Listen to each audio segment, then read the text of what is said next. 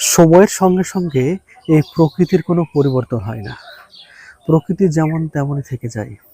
প্রকৃতির সঙ্গে সংযুক্ত পাখি এবং অন্যান্য যে উপাদানগুলি আছে, তাদের যে মানসিক বা তাদের যে তাদের মধ্যে যে ভালোবাসা, মানে পাখি বা পাখির প্রতি যে অন্তরঙ্গতা, তাদের মধ্যে যে অনুভূতি, সেটা কখনো ম্লান হয়ে যায় না।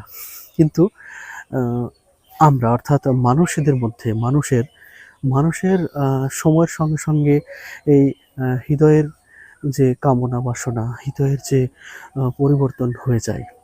মানে ব্যাপারটা এরকম, আহ, একটা কবিতায় আমি পড়েছিলাম যে কবি যখন প্রায় ১৯ বছর পর একটা জায়গায় গিয়েছিলেন, একটা পার্কে, একটা লেকের ধারে।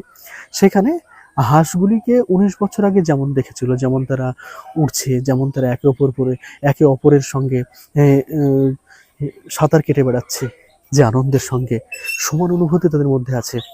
কিন্তু কবি নিজেকেই দেখছেন যে সেই সময়ের পর তার হৃদয়ে ভেঙে চুরচুর হয়ে গিয়েছে, পরিবর্তন এসেছে।